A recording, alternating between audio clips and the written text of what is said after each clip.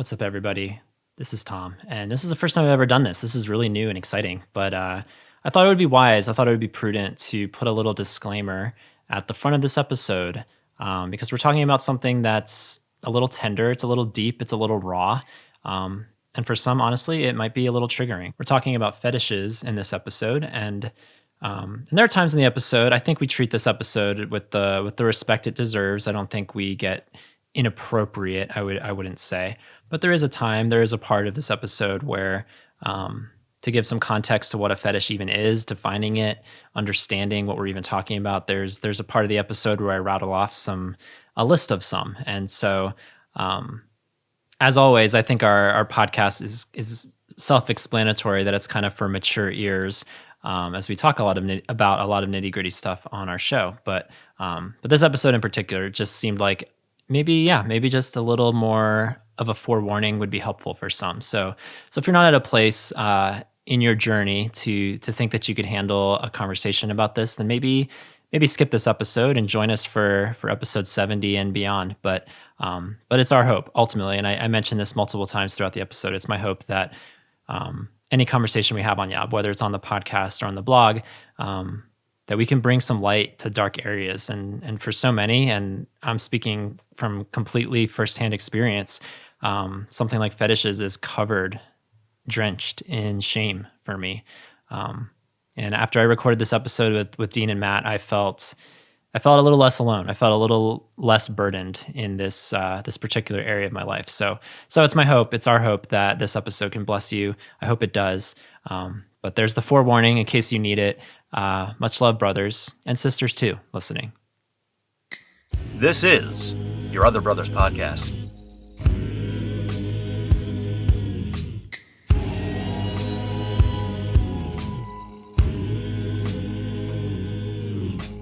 Fear, you're not my lover, you're not my friend, you're not my brother. Oh, and no, there's no room here. There's a vacancy in my heart, but it ain't for fear. Welcome, friends, to Your Other Brothers Podcast, navigating faith, homosexuality, and masculinity together. From a very chilly Jewel of the Blue Ridge, my name is Tom, and I'm so glad you are here. Joining me today on this really monumental episode, we're going to get to that in a short, hot second, but from the mighty Midwest, it's our other brother, Dean. What's up, Dean? Hey guys, how y'all doing? Dean, you dressed up and wore like a nice sweater tonight for episode 69. I'm so excited. I mean, don't be too flattered. I'm still just actually dressed from church this morning. Okay. We're recording on a church day, you guys. And also joining us from the ever mystical, ever enchanting land of enchantment, it is our other brother, Matt. What's up, Matt? What up, guys? Matt, happy episode 69. You're dressed well too, but that's always the case. Yeah, I mean, I'm like one of the fashion police person here on Yob. You've got your denim jacket. Do you have a flannel under there too? I have a flannel, and then I have like necklace, a long t-shirt. Yeah. I got a necklace, beautiful. Dude. Yeah. And meanwhile, I feel so underdressed now. I'm wearing a sweatshirt and sweatpants. We should shame you. Yeah. But are they gray sweatpants? They are gray sweatpants. Mm-hmm. So there's at least that. Hey, you guys, Matt, Dean, we did it, you guys. Yeah. We hinted at this however many episodes ago, 3 or 4 episodes ago. We first hinted at this, that episode 69 was coming, and we had a topic for it. Do you know what? You should start over and do it like with your sexy voice, Tom. Tom has a sexy voice? I mean, he could try. Is this my sexy voice? That sounds like better? Weird Jesus. No, this is Weird Jesus. Which honestly, we should have had Weird Jesus call in for this episode. Weird Jesus would have made a great cameo for our fetish episode. That's it, yes. You guys. That's the title. For those that didn't know what we were talking about today, we're talking about fetishes, and we're going to explain a lot about that, what the motivation behind this episode is, where it came from, why we're talking about it, why we're talking about it today of all days. I have a lot of thoughts, you guys, and maybe you guys do too. But I will say as a little teaser, and I told this in the Yobbers group because generally I'll post in our Yobbers group on Facebook and get their feedback for a lot of episodes. And I put this in my message to them in my post. I said, this is an episode. This may be the episode I'm the most excited about, but certainly the one I have the most trepidation for, and the one that I want to be the most intentional about just saying the right things and making sure the motivations are right and making sure just a lot of care goes into this episode more than any other episode I can remember ever doing. So I know maybe that sounds extreme and maybe that sounds like what's the big deal, but I have a lot to say about this topic, and we're going to get to it with Matt and Dean, the only two people in the universe that I could imagine doing this episode with. So I'm so glad that they're here. And so thank you guys for diving into this world with me. We're going to get to that in just a little bit. And I want to get there actually as soon as possible. So real quick, you guys, I just wanted to check in with you because this is the last time we're going to be seeing you guys or hearing from you guys in 2020, AKA the best year ever. So I want to hear, just like, we're recording this a couple of weeks before Thanksgiving. And so that was really my only intro banter with you guys, was just to kind of get what's the 411? What are you guys doing for Thanksgiving? Do you feel like it's harder to be grateful this year because it's generally been a more difficult year, I feel like, across the board? Or I don't know, have you given any thought to Thanksgiving, either the logistics of meeting with people, family, what have you, and just what your general emotions are going into Thanksgiving? I mean, I've given it thought because I will be thankful this year is over. That's for sure. Amen. Yeah. I'm looking forward to it just because my in-laws are actually living in town for the first time ever. Nice. Yeah. So I'm excited for living in the Midwest. Thanksgiving has always kind of been like either going over to a friend's house or, last year, Lisa and I just stayed home, which was fine, but it was just, you miss out on that. We see everyone posting or everyone's traveling for families, and we never had the chance to do that. But my in-laws moved here this past year. And so I'm excited because I'm going to go to my mother-in-law's house and I'm going to cook Thanksgiving dinner with her. And that's amazing. Kind of excited about that. So I'm trying to decide if I should do the American thing and then take over their house and kick them out afterwards. I feel like that's the true way to celebrate the holiday based on tradition, is to take someone's property. But anyway, I'm excited about getting to do that. But yeah, I'll be thankful the year's over, and there's still things to be thankful for. But yeah, I absolutely resonate. I didn't even think about that. I was just like, oh gosh, what could I be thankful for this year? Like, I have things, I definitely do have things, but maybe top of the list, thankful that the year 2020, which was once a year. Do you guys remember when 2020 was a year filled with such promise and hope and new beginnings and all the things people were talking about in January? 2020 vision is what I heard a lot. And it's just it's been like 2020 blindness, it feels like, basically, for the majority of the year. So I will be grateful for that as well. What about you, Matt? What are you cooking up this Thanksgiving? For my Thanksgiving, one of the things that I'm going to be grateful for and also thankful for is I'm going to be headed back to the reservation. So, of course, like, Thanksgiving is like basically like legit Native American holiday, although all people are saying it's like, it's their quote unquote active like holiday or activism holiday where they try to support Native Americans. It's like, it's like, no, you're not showing support. If you do, just go to like a reservation, your local reservation that's near you, and just like learn the culture. I always say that to everybody. It's like, that's all you need to do. That's how you show support. But for myself, I'm going to go back home to the reservation to meet my parents, a couple of family. We're going to go butcher sheep. We're going to make some fry bread. I'm going to have some achi. Going to have some ribs. Going to have some mutton stew. Turkey is basically a secondary like dish. Yeah. It's not the main dish. The main dish is basically sheep. So, and then like we cook the head of the sheep, and everybody like goes to town on that. And of course we have like your stuffing and all that stuff, but our main food is sheep. So that's kind of like a behind the scenes for a Native American traditional food, festive, whatever. So I love sheep. Like, yeah, I'm a huge fan. I'm jealous, honestly. Well, okay. Good. Here's the thing. There's a difference between lamb and sheep. It's actually there's a taste and texture to it. Yeah. Yep. So That was going to be this my kind of, question. Is it different from lamb? Because I've had lamb, but I don't think I've ever had yes. sheep.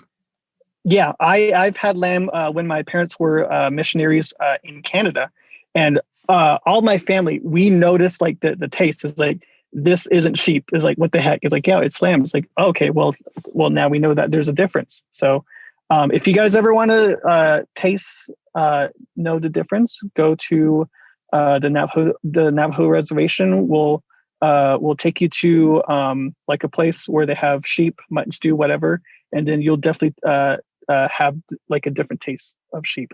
But that's Yummy. that's what my Thanksgiving is going to be for. And also, along with that, today is the start of National Native American Heritage Month. So, yeah. Congratulations. So I just remembered Or that. Yeah, thank you. what's the right greeting for that? Or what's the right response for that? Not congratulations. That doesn't feel right. Happy. No. Just happy. What was it? Native American Appreciation Heritage. Month? Heritage Month. Yeah, Heritage Month. So That's awesome. yeah, I mean, you could say that. I honestly, there's no real way to like say happy whatever, blah blah blah. Yeah, I mean, just go with your gut. I mean, people say Happy Black History Month, right? That's a phrase people use. Yeah, I guess so. Like Happy Native American Month. I don't know. You could do that. Amazing. If only this were in October, or if LGBT History Month were in November, you could celebrate both at the same time. No, I kind of like it. No, I kind of like. There was also Pastor Appreciation Month last month too. So there's a lot of pivotal months happening here at the end of the year. That is true. I got to be appreciated. Were you appreciated, Dean? I was appreciated. So. It was fun. So I guess for Matthew, I'll just I love you, Matthew. I'm glad you're here. Thank you. You see me, you know me, blah blah blah, all that stuff that I like heard throughout the summer, which was basically stupid. As for me, you guys, I'm going with my family, and you know what? Because the listeners know I've been battling an autoimmune disease this year. I've been very careful about the numbers of people that I hang out with. Like if I meet with one or two friends, that's fine. I feel kind of like, in general, pretty safe about that. And I was hoping this Thanksgiving, like I didn't know whose year it was because, my sister's married, my brother's now engaged. Happy engagement, brother. And I've anticipated this for a few years now of like in-laws, visiting the back and forth of Thanksgiving and Christmas. And so I was kind of hoping this year's Thanksgiving would be kind of low key, like just me and my parents, maybe a brother, maybe a sister or something, just, keep it very low key. But no, you guys, this is going to be everybody there. My brother, his fiance, sister, brother-in-law, two nieces now, and I think two dogs as well. I think they're bringing their dogs. So all of a sudden, I'm a little overwhelmed about this, about spending a weekend with 10 people. And I guess I'm just going to be wearing a mask the whole time and just going to be like being being in the distance, like 100 yards away at all times. Like I kind of relish the role actually of like pitching a tent in the backyard, having a little campfire out there, and then beckoning like, come niece, come visit your uncle. And come wow, Tom spending some time. Wow. Well, I'm going to relish the outsider role. Himself. Mm-hmm. This is going to be kind of like so unlike me, but yeah, this is like a perfect situation for Tom because he's basically a loner, you guys. Oh my gosh, your fourness is going to be like you have something great to be thankful for, Tom. Yeah. You get to be like peak four mood for Thanksgiving. Yeah, I've kind of joked with my parents about bringing my tent to pitch in the backyard, but I'm actually very serious about it, and it might happen. Do it. Because my parents have a big yard and they're right on the lake, and I might just sleep in the boat for all I know. Why not? I say sleep in the boat. Go sleep in the boat or pitch a tent. Like this is probably like maybe the only time you get to do this and have the excuse to do it. Because, I say the house is going to be so crowded. My parents were telling me the other day, like, oh yeah, you'll sleep in the basement with your brother. And I was like, no, I won't. Actually, I will not be sleeping with him because A, I'm sorry if I'm airing his dirty laundry. A, he snores. That's annoying.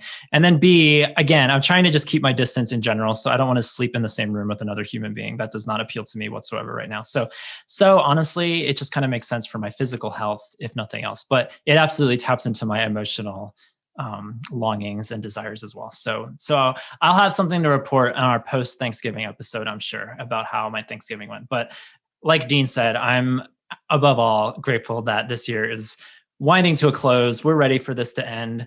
We're just done. I'm done. Let's bring on whatever comes next, because this has been more than enough for the foreseeable future.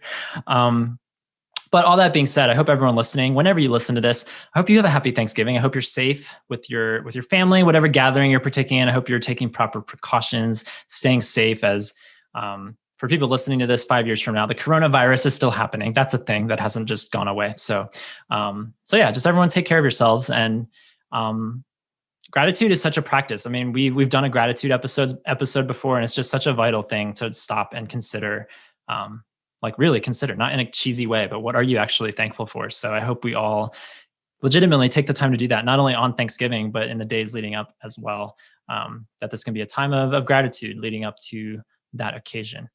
But you guys, let's get through these announcements. There's not really a lot to share. Nobody called this week. And I think it's because, I don't know, like we just had so much to say when our last listener called and complained about what I had to say about pumpkins and the horse and his boy and everything. And then Dean came at me too. Like it feels like maybe that's just turned people off to calling. I don't know. We haven't had a call since then. So I regret nothing about what I did. It's like, Dean, how do you feel about turning off the listeners to calling again? I feel great about it. I have literally no regrets. If you're going to call, then besides, hey, I actually was agreeing with him, if I remember correctly, because Tom, he was hurting you and I was agreeing with the listener. So honestly, yeah, maybe they realized, oh, see, Dean is there and he's just going to say all the things to Tom that we want to say. And so they just felt like, you know what? I don't know. I've been trying to analyze why has no one called since then. And I don't know. I have no idea, but maybe it's personal. Maybe it's you. Maybe they hate you. I mean, to quote Patrick Star from SpongeBob, maybe it's because you're ugly. I'm just kidding. No, it can't be that. That's not it.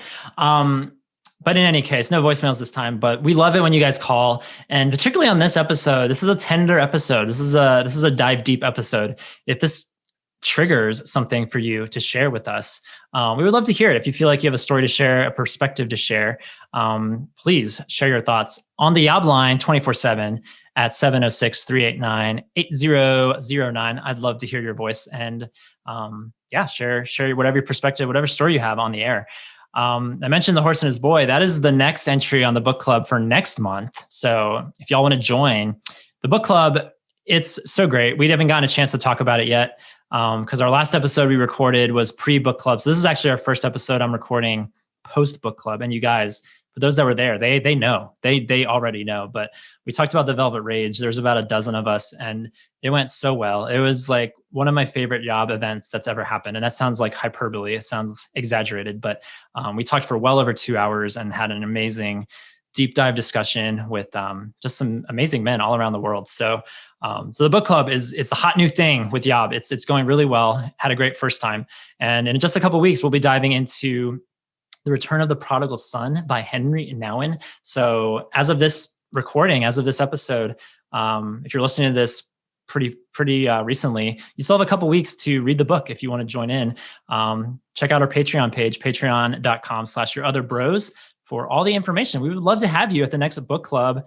As I said, we had 12 people there, and there was 3 or 4 who also wanted to come, and they just couldn't make it that night. So we had the potential to have like 15 plus, and I think we've already gotten a couple new patrons since that gathering. So it should be another solid gathering. We would love to have you if you're interested in talking about books with us. It was a great old time. And you guys, we're already at the sponsor. We can't do any of our episodes without our sponsors. Let's just be real. They fund and fuel this show. They keep it going.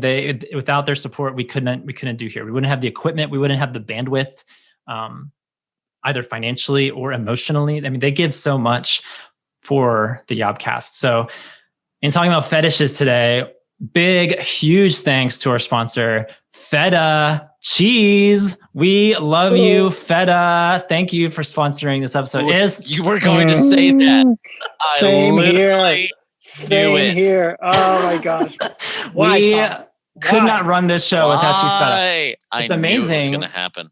It's amazing that Feta jumped in when they heard we were talking about fetishes. They were like, "We're here. We have been waiting for you to talk about this for 69 episodes. This is the one. We were holding out until you got there." And so, huge shout out, huge thanks to Feta Cheese.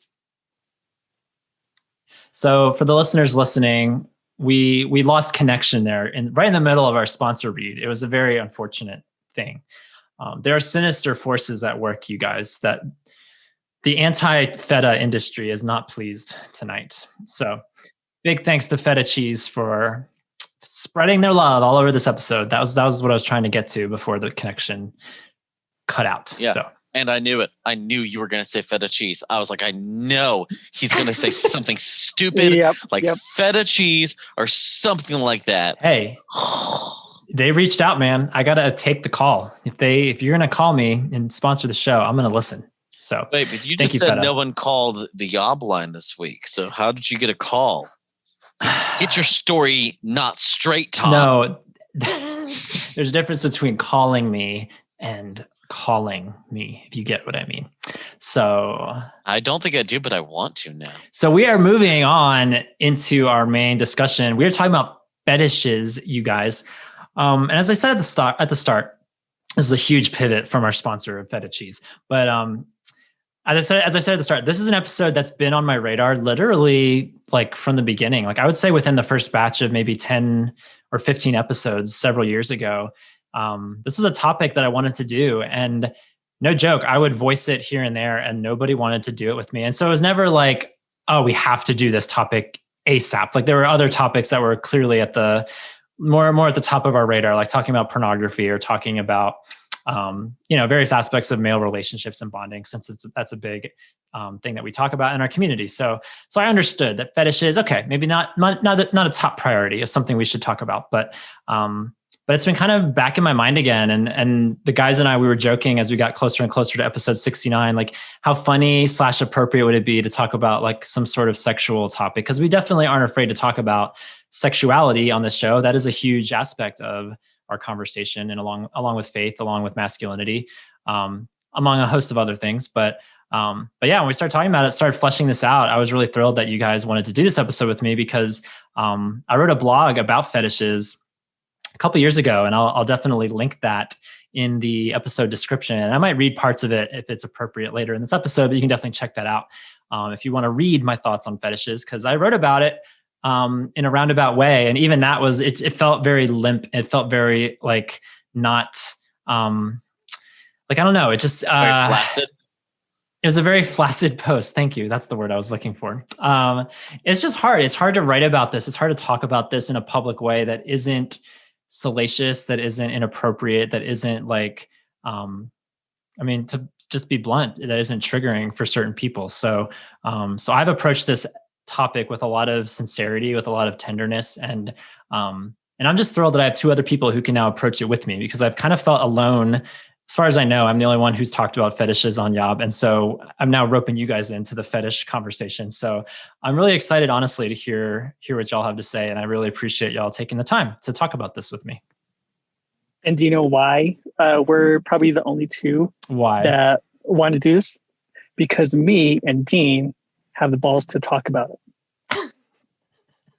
Y'all got some big ones. I will say that. Yes, I'm grateful. Like I said, I'm so glad that you guys are here tonight, taking the time to do this.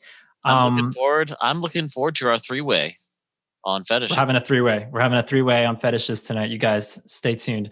Above all, my motivation for this episode, which was the motivation of the blog post, is just bringing light to darkness. That's kind of the ultimate motivation for why Yob does what it does, is like we're talking about things that we feel like nobody else in the church is talking about, or they're not doing it in a way that kind of brings us to the table, brings us into the conversation. And so that's kind of my hope for this next hour or so, is like, we're not here to, be inappropriate. We might laugh and cut up and joke because we're friends and that's what we do. And we're sorry in advance if it comes across as you feel like we're not treating this with respect or anything, because, we just want to treat this with respect and the appropriateness that it does deserve. But inevitably, I feel like that's a commonality that I've noticed over the years. We can talk about serious things. Sometimes there's like a natural bodily response where you just want to like bring some levity to the situation. And so we might laugh, we might cut up along the way, but we hope you guys stick with us through the episode. And if you feel like you can handle it wherever you are at whatever place you're at in your life right now, if you feel like you can handle this conversation, I hope that it'll be a great, one of the greatest conversations we've ever had, honestly, because it's been on my heart for a long time. And I'm hoping the Holy Spirit's in that something happens in this episode, that it's a breakthrough, a realization for at least one person listening that you're not alone in whatever shame you're facing, whatever fetish, whatever fixation you're facing. Because I'll certainly share my perspective on it, and we'll get Dean and Matt's thoughts too. But first thing, before we get too much further, guys, I posted this in the Yobbers group because I wanted to get their feedback on fetishes, and I posted some questions that I'll be reading throughout the episode. The first thing, though, was defining the word and what is it, because there was literally one person who had no idea what it was. And so I wanted to read a couple comments because they just made me smile. So one dear Yobber said, I almost fell out of my chair upon reading the word fetish, LOL. I had to look up the definition of fetish and found it helpful. So we have that perspective, which, fetish, there was a time in my life where I didn't know what that word meant. So everyone's got to learn new words at some point, right? And then someone else wrote somewhat jokingly, because there was a lot of like emoticons in the comment, which I can't verbalize. Like I can't verbalize laughing emoji, tears emoji. I mean, I guess I could, but it was also, I guess, maybe a tinge of serious too, where he said, is being a dude who thinks of other dudes in a sexualized way considered a fetish? If so, yes, I've got a fetish. I think it's because of daddy issues and insecurities about my masculinity. So the first thing I wanted to do was toss it to Matt and then toss it to Dean. And I wanted to get y'all's definitions. If you had to pull a definition for fetish out of thin air, how would you put it? Because then I'm going to read the official one, but I want to see how closely y'all's definitions match up with like the Miss Merriam-Webster. She don't lie. So I'm going to see how well y'all match up with her. So Matt, you first. What is a fetish? For my definition, whenever I think of fetish, besides feta cheese, Tom, which is dumb, is basically a something that stimulates you through like a possible sexual activity. So if you are trying to kind of be in the mood for like a sexual like activity with your significant other, you need to do this thing first, and then from there it stimulates you to be active in bed or wherever. So that's my definition of fetish. Okay, let's go to Dean. Now, Dean, it should be noted, you are a pastor, counselor. I feel like, not to say you're better than Matt, but you just have a different background than Matt. That's all. That's all I'm saying. So Yeah. what is your definition through your lens? The lens I've used is that a fetish would be any sort of approach, item, thought, scenario, or part of the body that elicits a specific sexual arousal that is perhaps not part of the mainstream approach of sexual intercourse. Yeah, I like both of y'all's definitions. I feel like it hits on, there's some overlap there, and I like how y'all put it. Let me say how Miss Merriam-Webster, the queen of the internet, let's see what she had to say about fetish. She said a fetish is a form of sexual desire in which gratification is linked to an abnormal degree to a particular object, item of clothing, part of the body, etc. And I kind of wanted Miriam to like be like, no, what else? Etc. What? Like, tell me more. What are the other things? Because there's obviously more if you say etc. But that's all she said. She was like, I'm done. I can't keep this definition going much longer. So she cut it off there. But you guys, okay. And I should have said this at the top when I was talking about this episode. There's going to be a lot of reading because I did a lot of research, you guys, and I went down some dark Wikipedia rabbit holes. If you go to Wikipedia and start looking at fetish, you'll go to some places. Let me just say that. So it was all in the name of research for this episode. I mean, there's a lot of academic stuff that I'm going to be reading to you, but that's just, my hope is that along the way, as I read a lot of things, I don't want it to come across as like a PowerPoint presentation and y'all are taking notes listening. Like I want to interject with Dean and Matt and even my own thoughts as we go through it. But there are some, like, I mean, I learned a lot. I learned a lot in preparing for this episode. So it was a joyride to go to go through Wikipedia and to see all this stuff. But real quick though, before I get onto that Wikipedia rabbit hole, y'all, one of the reasons that this episode like struck something in me was actually, I don't know if y'all even remember this, but the three of us and several others, we went on a retreat to Colorado a few years ago, and at Rocky Mountain National Park at the gift shop. I don't know if y'all were there for this or not, or who I even shared this with, but at the Rocky Mountain National Park, one of their gift shops, there was, I don't even remember what it was. It was a little sign or a little postcard or a little talisman or I don't know, some little knickknack, but it said the word fetish on it. And I was like, what? What is this? And I picked it up and it defined the word fetish in a way I had never heard before. I was like that. And it blew my mind when I'm about to read this description. I don't know if y'all know the etymology of the word fetish, because that was another journey and a half that I'm about to get into. So if y'all don't know where the word fetish even came from, I'm about to blow your minds, or at least I hope so. But from that Rocky Mountain National Park gift shop, I saw this definition and then confirmed it when I Googled it, that there is a secondary definition. The original definition for fetish is this. Are you guys ready? Of course. We're waiting. Are you ready for this? We're waiting. Matt, you're going to have, I want to look forward to Matt's particular reaction to this too when I get to the Wikipedia dive into this. So here's the other definition for fetish, where the word originally came from. It is an inanimate object worshipped for its supposed magical powers or because it's considered to be inhabited by a spirit. So that blew me away, that it used to be an object that was thought to be magical, worshipped, idolized. And I mentioned this actually in my blog post. That's kind of the first part of my blog post. As I saw this definition, I was like, oh my gosh, yeah. When I look at my own fetishes, I see, I mean, I would never use the word worship, but I see the kind of like the stranglehold, the mystical, kind of like a mystical power that it's had over me for years and years and years. And so I see a lot of like appropriateness for that definition in my own life. The article went on to say that fetishes were commonly used in some Native American religions and practices. So we're going to go straight to our Native American source representative. Matthew, do you know anything about this? Yeah, of course. You do? This is like, yeah. I mean, this is like, there's nothing brand new. Well, it's kind of a hush-hush topic, but at the same time, like it is also, we are aware of it.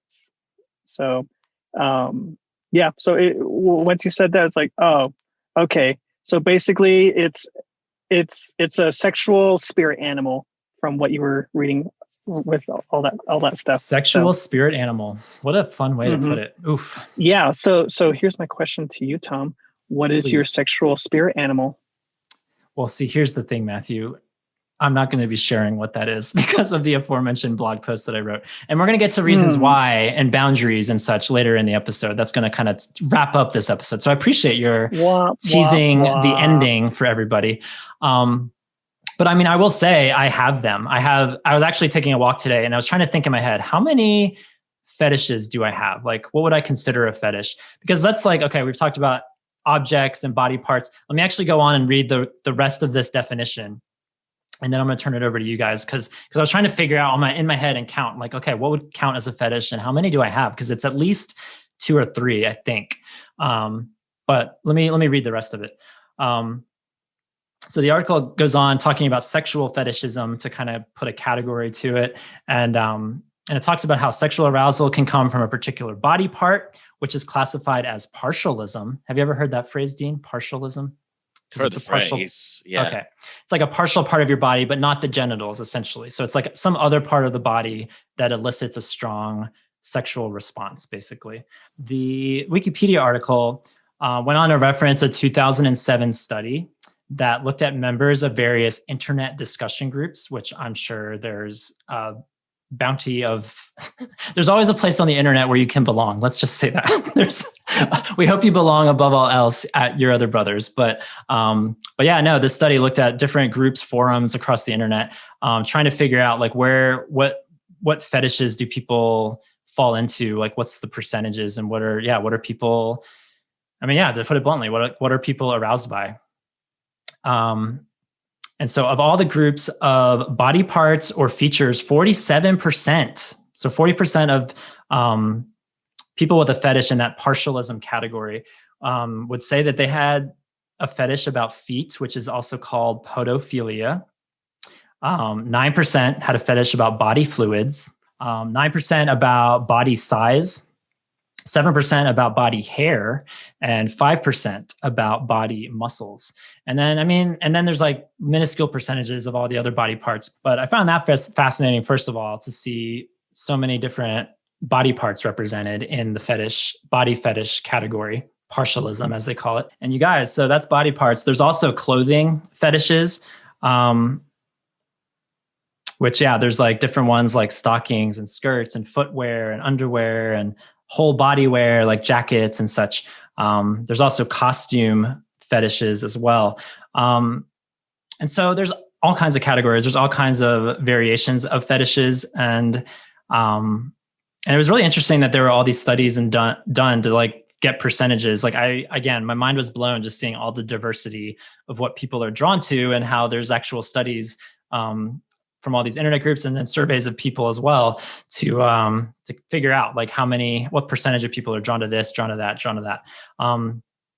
So I mentioned, I think off the top of my head, I could count like 3 fetishes. I'm not going to say what they are, but amongst all the categories I just read, kind of just rattled off, and that's by no means an exhaustive list, but of those, there's a couple in there that I would say, that definitely strikes a chord in me. So my question for you guys was, A, do you have a fetish or fetishes? And how long have you known this? Or, we're not going to go too deep right now. I just kind of want to get lightning round. Like, is this something that you feel relates to you? Or I know, Dean, you've been in counseling, and so maybe you have more access to this area as far as other people are concerned. But I just wanted to, right off the top, kind of get where y'all are at with the whole fetish conversation, how it applies to your life. Well, for myself, I honestly just like thinking about it right now. I don't know if I actually do have any fetishes. Kinks, yes, but fetish. Okay, hold on. How do you differentiate a kink and a fetish? What's your definition of a kink? Let's get all this correct. Well, a kink would, actually, that's a really good question. Because wait a minute. I've always equated those two, so I don't know if they are different.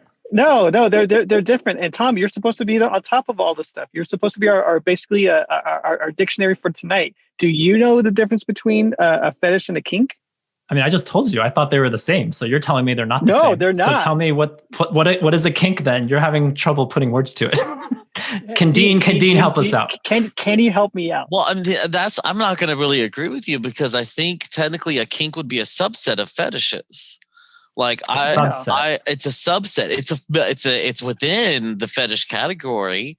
That's what a kink is, because again, it's the fetish is anything outside of like the traditional sexual intercourse, and it's something specific that's highlighted for sexual arousal. So a kink is still going to fit within the category of a fetish. Kind of like Tom was talking about, like this partialism, that's a body part. Costumes, that's a certain thing.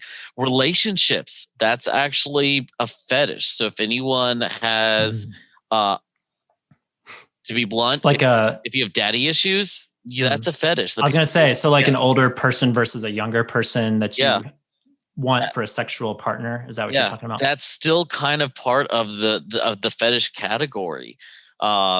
Really in there, talking about like a massive age gap between partners. So like, the 20-year-olds who want to sleep with 40-year-olds, that's still technically a fetish.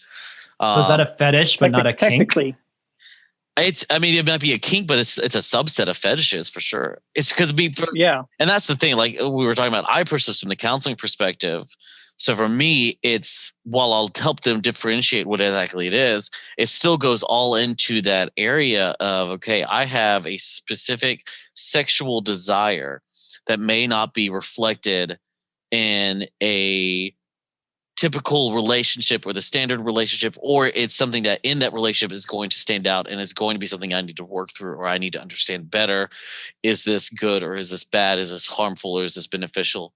So for me, it really is all in that area of the sexual relationship, understanding, okay, is this something that the fetish and the kinks, all that, the preferences, it all kind of starts blurring together into this category within sexual desire, which is there's the standard sexual intercourse, and then there is all the things that are not encompassed in standard sexual intercourse that we have to then start sorting through and start looking at more in depth. So Matt, call it a fetish or a kink, whatever you want. But how many would you have then, just to put a number on? So if we're kind of making the distinction between both of them, like for fetish, I don't there are stuff that I don't need to do, to have, or whatever, to get aroused whenever like I'm having sex with another dude.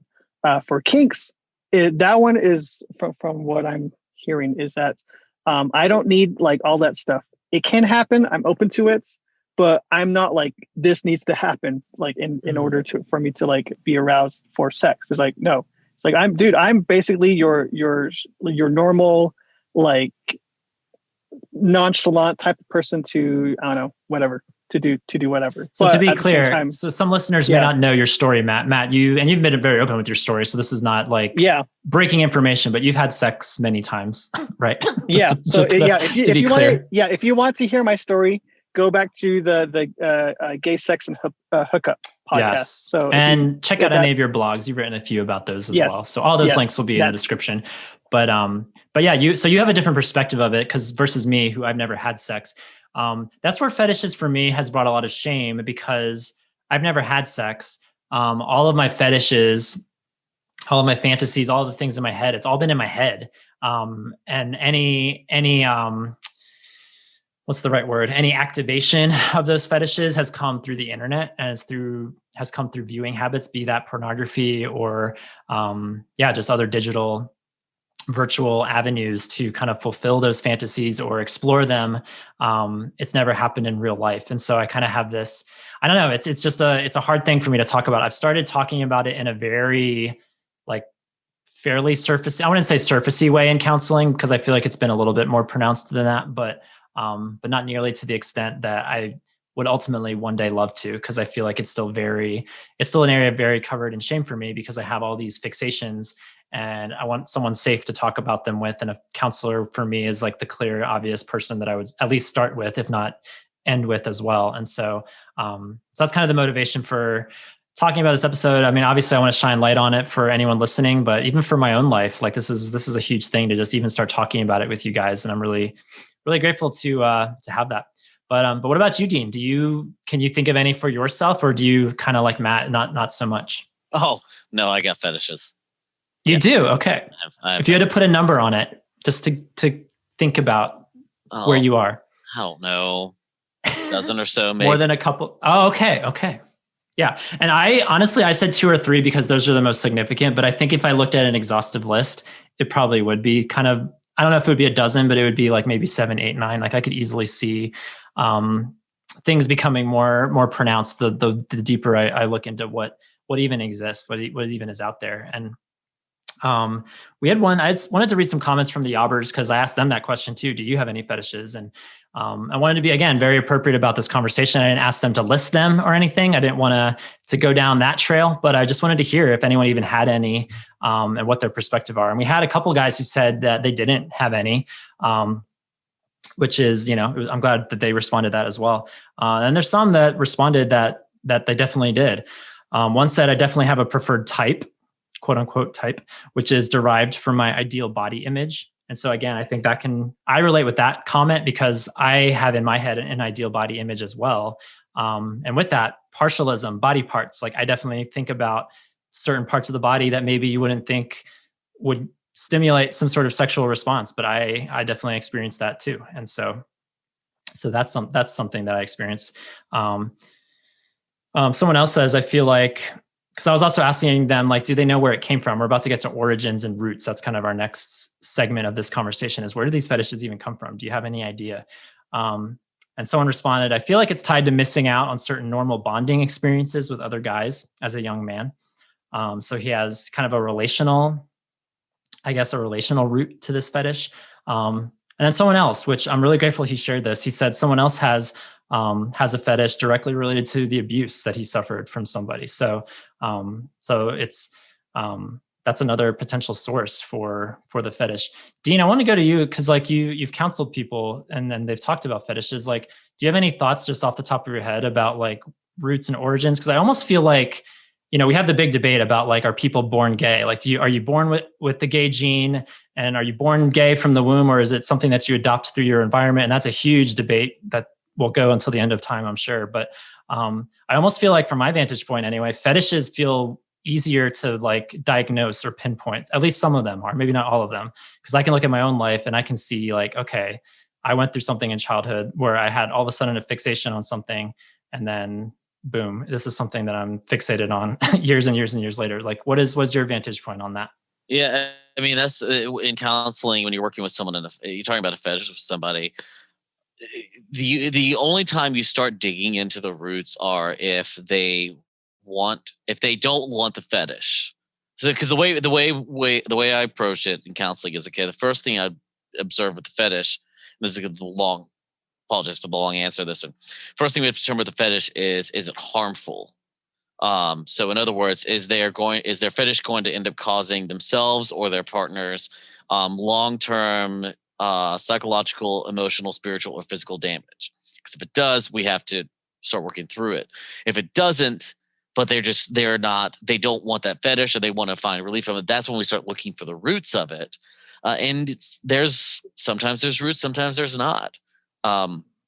You can ask that. I mean, there are some fetishes that it's pretty obvious, like, okay, this could be rooted in something definitely from childhood or an experience. For others, there's not a reason for it. And thinking about some of the individuals I've counseled, yeah, I've counseled individuals who have a fetish, and there's no reason. They're just like, no, this has kind of always been around in my life, or since I went through puberty, this is what I've liked, and they don't have a reason for it. I've counseled other folks who they have a very specific reason, and so we talk about that. But even then, one of the dangers in talking about, anytime you talk about the roots of anything sexually, one of the dangers we don't want to look at the roots of things sexually to try to figure out a way to fix it. We want to look at the roots to understand better how to live with it. Whether living with it looks like engaging in it with a partner, or living with it looks like not engaging in it with a partner, and understanding what it looks like to resolve that desire in a healthy way outside of a sexual relationship. So yeah, it's just a toss up, like anything, when it comes to sexuality and sexual relationships. It's going to come down to a very tight mixture of nature and nurture, to where, yes, and it can be the same thing. You can have two people can have the same fetish and have completely different reasons. One person can't name a reason, the other person, Someone actually commented about that, and I don't have it copy pasted right in front of me, but someone actually said that you could have two people experiencing the same fetish, and they got there in completely different ways. And so it's not just like a one size fit all. Surprise, surprise, sexuality is a very diverse, complicating thing for everybody. Let me read the rest of this little deep dive on origins, and then we'll bring back Matt from his dark car. All I see on Matt's screen is like a singular light in the distance. I don't know what that is, but don't swim toward the light just yet, Matthew. Stay right where you are. I'll try. I don't know what that light is. So, because I was curious about origins and just like, what's like the scientific, like medical industry approach to fetishes and where they come from. So here's some stuff that I read in prepping for this episode. It seemed like I don't know. There's a lot of consensus that fetishism is something that usually becomes evident during puberty, might develop prior to that. No single cause for fetishism has been conclusively established. Most fetishes are visual in nature, and males are thought to be more sexually sensitive to visual stimuli. There's a doctor that suggests that male sexuality is unchangeable except for a brief period in childhood during which fetishism could become established, while female sexuality is more fluid throughout life. The prevalence of fetishism is not known with certainty. The majority of fetishists are male. In a 2011 study, 30% of men reported fetishistic fantasies, and 24.5% had engaged in fetishistic acts. Of those reporting fantasies, 45% said the fetish was intensely sexually arousing. So I found that interesting because I was also curious about men versus women and what the breakdown of that goes. So it does make sense. We've always heard growing up, like men are more visually, generally across the board, like men are more visual creatures. Women are more like emotional, relational, I guess. And then seeing kind of how that translates to the stats with fetish fixations. I feel simultaneously affirmed that I'm not alone in having fetishes, but I was hoping the number would be better. I was actually hoping the number would be greater. And I don't know how accurate this is or what the study was, but 30% feels low to me. I don't know. I was thinking that it would be higher than that. Well, and I think some of it also includes that fetishes are still something that people just aren't going to share. I know you said we had some. Agreed. I know you said we had some yobbers who said they don't have them, and I'm not going to say that they're lying, but it's a hard thing to admit. And also, I think some of it also goes into people they assume fetishes are these very way out there things, rather than recognizing that fetishes can be, like I said, the fetishes can be like the age difference. Fetishes can be like an obsession with a hair color. Like yes, there's preference, but if you are like, a fetish can be like, if I see someone with that hair color, like I start getting aroused. Like that can be a fetish. And I've talked with people who have had a fetish surrounding a hair color, to where literally they see that hair color, there's almost an immediate arousal. It doesn't matter what the rest of the person looks like, that it's the hair color. And so like, that's something that maybe it's the, more accepted version of a fetish, or, like Matt said, like, oh, it's a kink, not a fetish.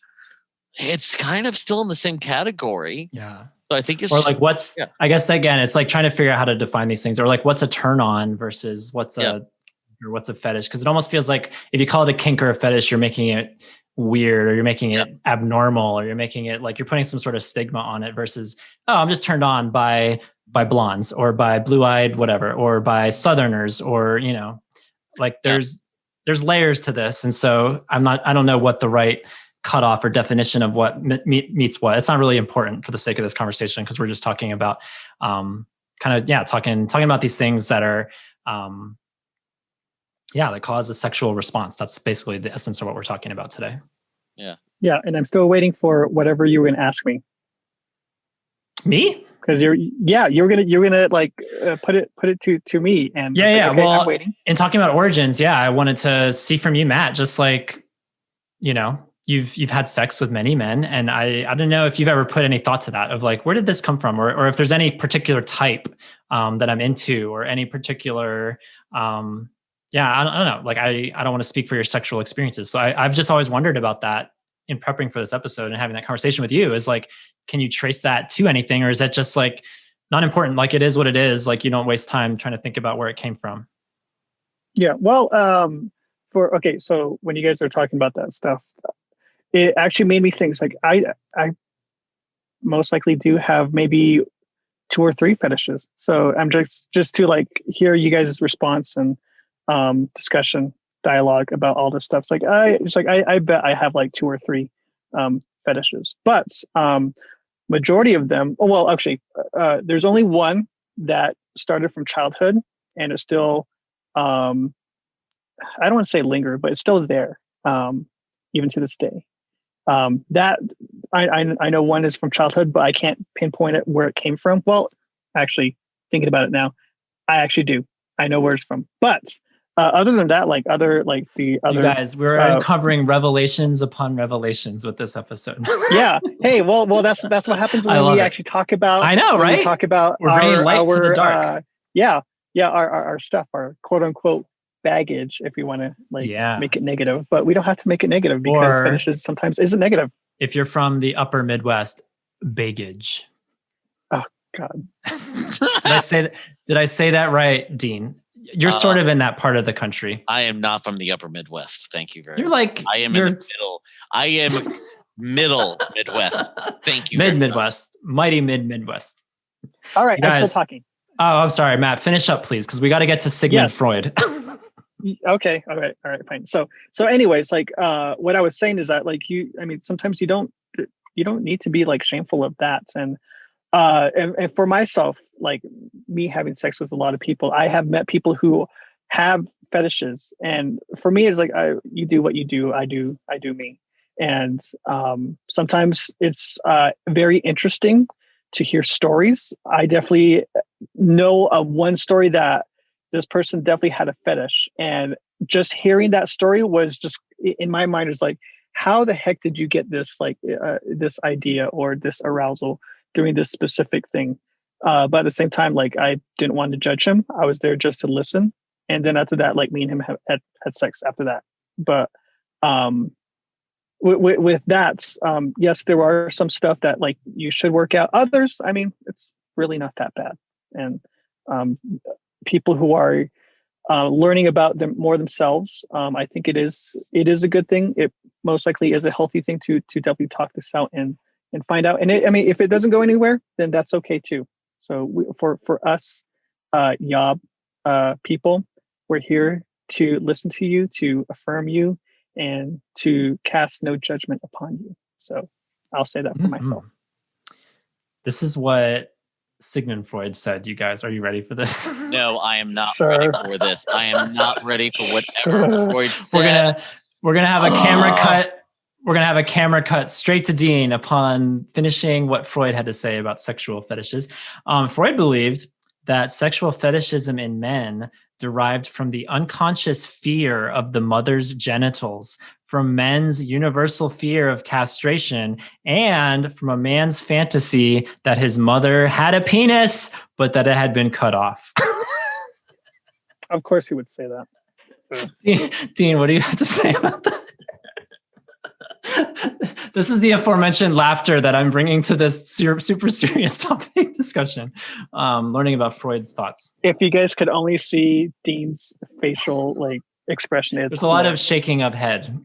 While Freud did have some significant contributions to the world of psychology, I think it's safe to say that pretty much all of modern psychology has looked on Freud and just they all have the similar reaction of shaking their heads and being like, this guy was on something. Like he was on a power. He screwed us over. Yeah, literally screwed us over. My favorite thing to remember about Freud is the fact that that was Freud's whole thing was women have penis envy and men have penis fear. He was all about the penises. And everyone always brought this up to him. And there's one of the things that he talked about was that, men smoke cigars because or if a man smokes a cigar, it means that he's obsessed with the idea of a penis being in his mouth.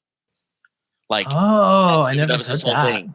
And there's this famous quote from him. Wait, hold on. I've never wanted to smoke a cigar. That makes total sense because I've never wanted a penis in my mouth. I enjoy cigars, so take that for what you will. But here's the thing about that. So Freud said that, but it's like, oh yeah, a cigar. Like if you're smoking, it's because you're obsessed with, having a penis in your mouth. And so one day he was spotted smoking a cigar, and someone asked him. They said, "Freud, you're smoking a cigar. So what does that say in relation to your theory?" And he looked back at the person and goes, "Sometimes a cigar is just a cigar." And it's just this concept of he's like, basically, he's just like, he tells everyone, it's like, oh, if you're smoking, it means you want a penis in your mouth. And then as soon as he's smoking, he's like, it's just a cigar, guys. Hypocrite. That's bull crap. Because I think you might want a penis in your mouth. But anyway, all that to say, so Freud, it's just his whole thing was, his whole theory of psychology was this idea that from birth, we start developing these very mature ideas of sexuality and that they're rooted in things from our birth. He believed that pretty much the reason why men were obsessed with women is because men grew up sucking on breast if they were breastfed. But for some reason, women weren't. And then as you grew older, men had the Oedipus syndrome where they were jealous of their fathers because they wanted to marry their mothers. And so they wanted to kill their dads and sleep with their moms. And then girls had the same thing with their fathers. They wanted to kill the mom and they wanted to sleep with their dads. And that's why mother-daughter rivalries exist. It's why men grow up to be stronger than their fathers because they're competing with them. And so Freud is just this massive mess. And if someone's like, well, I'm trying to understand sexuality, so I'm going to read Freud, please tell them to stop. Please. Tell them to put Freud away. Yeah. Tell them to put Yeah, well, away, please. yeah, well, you could tell that he definitely had some fetishes. So Oh, yeah. big time. Guarantee. fetishes. He and his whole We're gonna. Mhm. Yeah. Well, this is just a teaser for our Sigmund Freud podcast. We'll do that. Maybe we'll do that Oh. episode 169. That would be fun. Let's No. table that for now. No. No. I was curious though, because to wrap up origins and figuring out, because scientists have tried to figure out like why are people attracted to certain things that they are, and good old rats, like we use rats to solve everything. We do studies on rats for pretty much everything, and so it was no surprise when I was learning about fetishes and studies and trying to figure out why we're attracted to things. Like, of course, there's a study with rats involved. Why not? And I thought it was so cute because like they inject certain this isn't cute, injecting the rats with like morphine and other things to like stimulate them. But there was one study they did where they put a Velcro jacket on certain rats, and they used that. I don't know what the details of the study were, but they put like little tiny Velcro jackets on the rats to figure out like what they were stimulated by, basically in the experiment, where they're injecting them with morphine and other chemicals, I guess. So, and they've done other tests on like there was one they did on chimpanzees who developed boot fetishes. There was like they would put a boot into the cage or something, and like the monkey starts masturbating on it and stuff. So there's like all kinds of like scientists have had a fun time trying to figure out all the things that humans and animals are attracted by. So there's no shortage of tests and rabbit holes you can go down figuring all that out. We at Your Other Brothers do not advise you look up chimpanzees masturbating on boots. Please. Please don't. Please don't do just that. Take my word for it. Just take what I just said and just run with it and run away from it, rather, not run with it.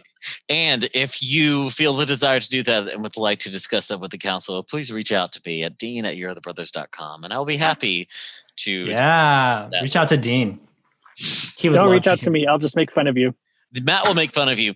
I will actually, respond and be like, all right, let's have a conversation about fetishes and what this let's dive deep. Let's be real. No, okay. So if you ever message me about this stuff, I'll basically give you the hard truth, the hard facts about what's going on.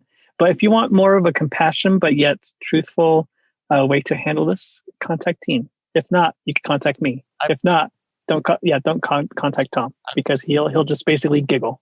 He will just giggle. I appreciate that you called me truthful, Matt. I appreciate that. Thank you. Aw. You're welcome. So sweet. So much camaraderie tonight on this fetish conversation. As we start to wind this conversation down, you guys, this is the stuff that we've been hinting at from the beginning. Matt directly asked me what my fetishes were, and I'm just being blunt. I'm not about to say that on the air for God knows how many people to listen to. That's not happening. It all comes down to boundaries for me. So I wrote this blog called The Fetish I Can't Talk About. And in that particular blog, I was only thinking about one fetish, but I know since that time, I've thought of at least 2 or 3. And just like I was telling Dean earlier, like I could probably rattle off 3 or 4 more if I really wanted to get super specific about what is a fetish. But these 2 or 3 big ones are kind of the ones that are blaring in my head right now as I even think about it. And the reason I don't talk about it is because of this issue of boundaries. And the first time, and it's written in the blog post, so y'all can go check out that blog if you want to check it out. But the first time I ever had this thought of talking about my fetishes, should I or shouldn't I, came from a conversation I had right after I wrote my first book, actually. So this would have been 7 years ago. And I really distinctly remember this conversation that I had with another guy who also experiences same-sex attraction. And, at the time I was just starting to put my story out there. I just written my book a few months prior, and starting to like meet with people either virtually, digitally, through email, or like starting to drive around the country, drive to coffee shops and meet up with people and hear their story. And so I got to grab coffee with this one person. And again, this is like no shade on the person because he didn't know what he was doing. And this was brand new to me. But all of a sudden he started telling me about one of his fetishes. More than just being attracted to men, he started getting very specific about what he was attracted by. And when I was listening to it, I was, on the one hand, I was very like honored to be let in and to feel like, wow, this is like a really big thing that he's sharing. Like I'm grateful that he trusts me to share that when he hardly even knows who I am, But on the other hand, it also piqued a curiosity in me because what he was describing was something I had never thought about. Like I was like, oh, that's a thing. Like I can go to YouTube right now and I can find that, what you're just describing. Like that's interesting. And like, thankfully for my case, like when I searched it, it didn't really like like I was curious about it, but it didn't evoke that sexual stimulus that would classify a fetish. But ever since that happened, I've been so paranoid about like not putting some elements of my story out there, just being wise about it, and not putting parts of my story out there that are going to be triggering for people, that are going to either people have that same fetish, and now the way I've described it is like, I don't want to trigger you, and I also don't want to trigger us. So like, what if I also share a part of my story, a fetish that someone else reading, or even one of my good friends also experiences that same fetish? Then what happens? What happens next? Does that create a sexually compromising situation down the road? I don't know, because for the most part, I'm not drawn to the sex itself, but it's almost like everything around the sex. I don't know, Dean, if you can psychoanalyze me right now, but it's like, I've never been drawn to having sex with another man, but it's like all this other stuff, these fetishes, kind of these other things that are more sexually arousing to me than the penis itself, just to be blunt about it. Like, I don't want to ever put myself in a compromising situation by revealing some specific aspect of myself that someone else might also experience. And so I've just been very conscious to not talk about those things and to save those for the counselor's office. And then like, once in my head, the rule goes, once I figure it out there, then I can figure out like, okay, is there a friend I can tell? Is there another trusted mentor or somebody else that I could maybe talk more about? Because I've shared some surfacey things with people, but nothing, I've never shared all the way to the bottom of the well with any human on planet Earth. And so that's something that I want to do eventually, but I just feel like I'm not there yet. And so that's where I come from as far as boundaries and sharing about this with people. But yeah, what do you guys have to say about that, about boundaries, and how do you talk about this the right way? First, do you want me to psychoanalyze you? Because I can please tell you. Please do.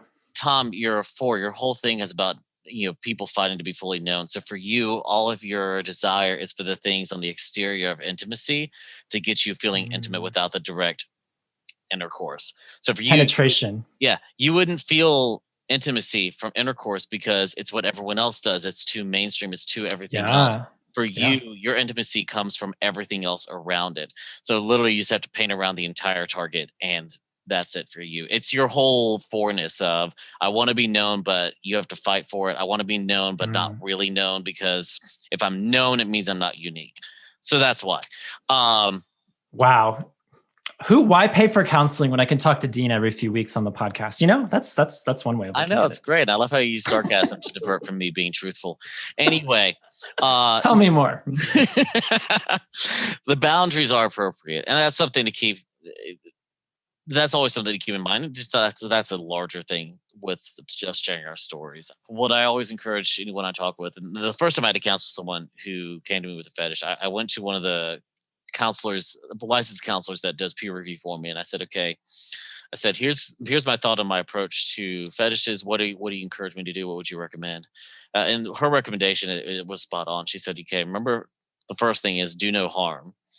So she said, second is, if they are, a fetish is only bad if it, again, causes damage, long-term damage to an individual or their partner, or if their partner is uncomfortable with the fetish and does not want to engage in it willingly.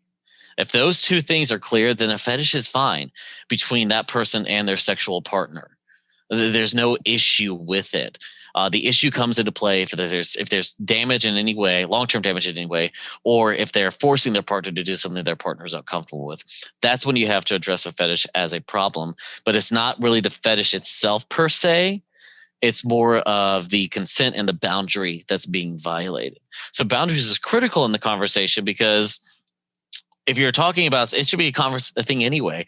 You shouldn't force someone into a conversation in which they're not comfortable. You shouldn't force someone to talk about something that they're not okay with discussing, whether it's you sharing too much information with them or you wanting too much information with them. So that's something to keep in mind anyway in general. But yeah, so with fetishes, boundaries are always going to be part of it, because whatever your fetish is, you need to have boundaries with a partner that is going to engage in them with you, to make sure that you're never going to cause harm to your partner or end up causing harm to yourself if it's one of the more extreme fetishes that exist. Yeah. which you can go down a Wikipedia rabbit hole for extreme fetishes. Please do not. I do not recommend. I do not recommend. And then read a big Wikipedia article on Sigmund Freud to go with it. Here's a couple of Yobber statements, what they had to say about talking about it, being able to share with people. One guy said, "I've shared my type, quote unquote, with a couple close friends, but sharing specifics feels like a bridge too far, even though a part of me wants to, my desire to know and be fully known by another man." And I feel that tension of like in a perfect world, yeah, like I kind of feel this inclination to want to blog about everything, you know, like I want to be vulnerable. That's what Yob is. One of our values is vulnerability. And we definitely want to be vulnerable, but how to be vulnerable in like a wise, pragmatic way, like that can be hard sometimes. And for me, fetishes is a topic that is very gray. And so again, I'm glad we're talking about it here today. One other Yobber said, "One time my therapist told me the shame is in the details, meaning we hide our shame by hiding the specific details about our desires." And so on the one hand, I'm so thrilled with a place like Yob because we talk about our attraction to men. That's like kind of the top layer of our vulnerability is like, okay, we admit that we're all attracted to men in some capacity. Some of us on varying spectrums of that. Most of us single, some of us married to women. But there's an attraction to men in our community. That's like the first layer there. When you start getting more specific, and certainly fetishes it's starting to get more specific. A lot of people have a lot of shame in how much they can share. And a lot of people would even look at what we're doing and like say that even sharing that we're attracted to men is too much, right? Like we need to not even talk about that. So it's figuring out like who to talk to and how much to talk about. And this particular Yobber mentioned he's in therapy, and I think a therapist, a counselor, is an amazing place to at least start if you want to start processing those deeper things. Matt, do you have anything else to add about shame or boundaries? Do you talk to anybody about your kinks or whatever you would call a fetish now? Some of my friends actually know my fetishes and kinks or kinks. I don't know. It's more. I would also add it's when you're talking about this stuff with your partner, or maybe if you're like me, multiple sexual partners, and you get to learn more about yourself, and you get to learn more of how to read people, how to talk to people. So I'm like, for myself, there are people I know that if I do talk about it, they can't handle it, and others I know even just by looking at them, I can sense them. It's like, hey, I can talk about this. Either like in a surface level or detailed level, just depending on, again, the person. That's like I can be safe and be aware of how much I can talk about and all that stuff. But it just depends. It just depends on not only you, but also the other person. And once you actually find a few people that you can actually tell, then from there, like I would say it's freeing, but at the same time, it just becomes like, I don't know, normal and kind of common sense. And once you know more about yourself and your fetishes, and then from there, you kind of learn, I would say, maybe to the points of self-control of just like how you talk about stuff or what you do. And then from there, like it becomes like it doesn't have to be like a make or break type of situation. Whether you and your partner or your friends talk about that stuff, or you and your partner doing that stuff. And then from there, it's like, oh, it was like, well, it's just another thing. And then from there, you can do whatever. For myself, like I always joke around saying that I'm going to make fun of you. But, yeah, there are times I will, but mostly it's just in playful fun. But for myself, like I hardly actually judge people and think of them like in a negative way. But it's sometimes it's human nature, and with that, it's like just talking about it should be a normalized thing. But unfortunately, people don't have common sense about that stuff, and therefore they go into therapy. So that's my take on it. Yeah, I had a pastor counselor share with me once that like a counseling tip. I'm sure Dean, you would agree. It's like when someone shares something with you, you have to like keep a straight face. Inside, you might be doing somersaults and thinking, oh my gosh, this is like the most bizarre, messed up thing I've ever heard. But you cannot visibly show that. Like you have to just hear someone if they're sharing something with you. Obviously, this is like certainly from a counselor's perspective, but as a friend too, like, if someone's sharing something that sounds crazy to you, something like you don't maybe understand. Like, I think that's a great counselor's tip that this pastor gave me was like, yeah, do all the somersaults and screaming inside that you want to do, but on the outside, like, be there for them, listen, show them that you're there and that you're not frightened. And yeah, I hope this can just like give people voice. I hope people like figure out safe people that they can talk to, because it's about you, but it's also about them too. And so it's something you have to consider. I'm in my early 30s, and honestly, I can trace my very first fetish all the way back to first grade. I have distinct memories of certain boys in my class and desires that I felt for them and for other boys in general. And I have storybooks full of these fetishes, these fantasies fleshed out. Journals that go back to innocent 7, 8, 9-year-old times. Something that grew darker over time. Certainly through puberty, but well into my 20s and even into today. And over the course of 3+ decades, I can trace multiple fetishes, clothing and body parts and elaborate fantasies. I can trace them to specific moments in time. And on the one hand, I've never understood my fetishes better than I do now. I've processed a lot in journaling and conversations and certainly in therapy. But just because I understand them doesn't mean I'm done feeling the shame that I feel for some of them. To be quite honest, some of them consume me at times.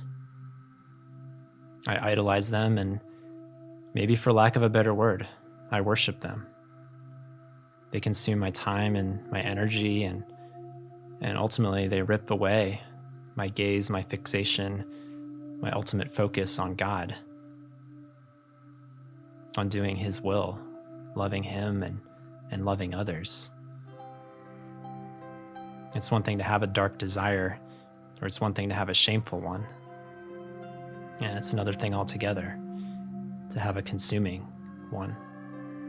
I've lost sleep looking at pornography or exploring other digital outlets for my fetishes, my shameful fantasies.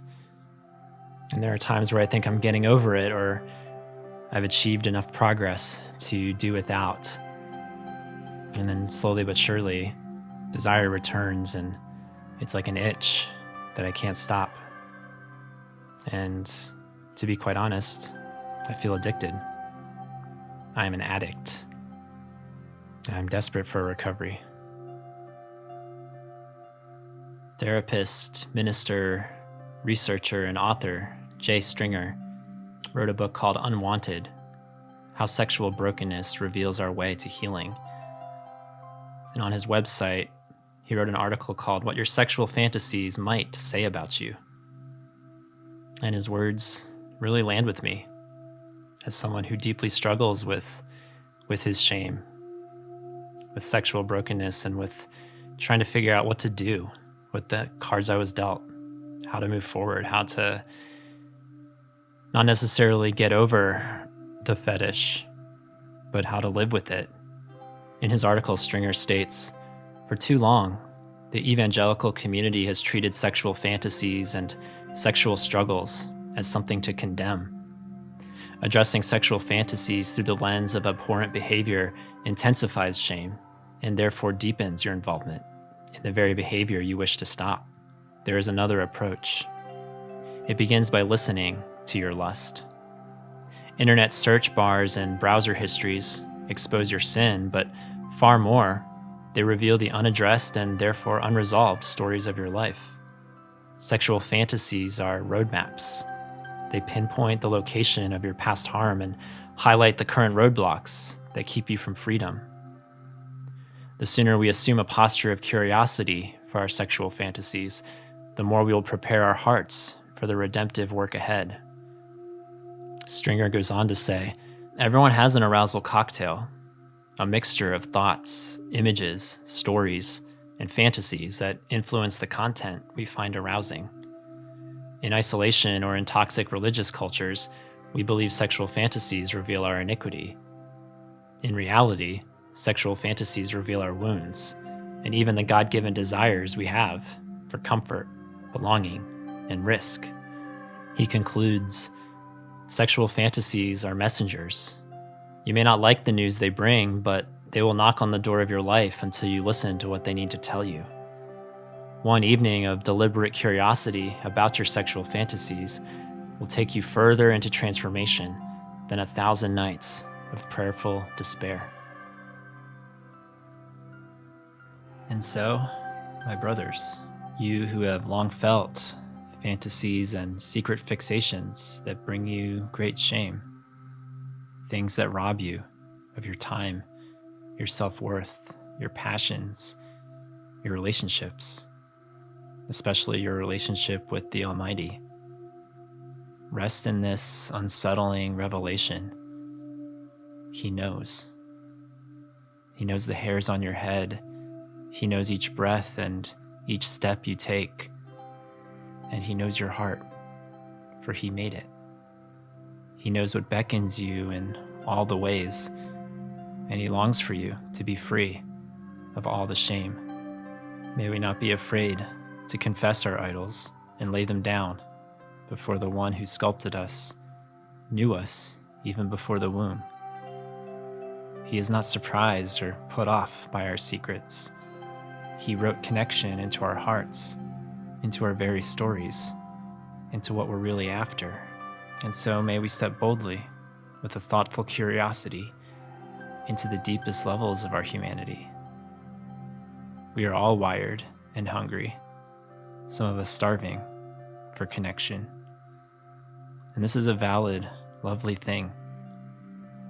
May we rightly channel our hunger how God calls us, and let us hide no longer in the garden, afraid for how we may be seen, truly seen.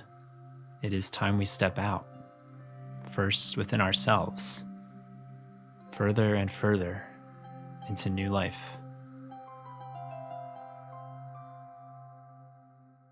Well, this episode has been a long time in the works, and yeah, I don't think it disappointed. I don't think like 7 out of my dozen fetishes, no disappointment afterwards. Thank you. No, I love talking about sexual topics with y'all, not, for the reason that y'all just have a very mature approach to it. Like, I feel like a lot of people, I say that, and there's been so many jokes, and there'll probably be so many jokes cut out of this episode. So, but no, in all seriousness, like I look up to you guys as people that I can have conversations like this with, because I don't know who in my life, there's not many people in my life, if I'm being honest, that I could have a conversation about fetishes with. Like, who would I talk to about that? Not that I shared them with you on this episode, but at least the concept of it, admitting that I have them, hearing that y'all have them too, like, I don't know. I feel a little lighter after this episode, after this conversation. And I hope we can have, more deeper dives like this, because this has been on my heart for such a long time. So it feels like such a relief to finally fetishized with you guys. So thank you.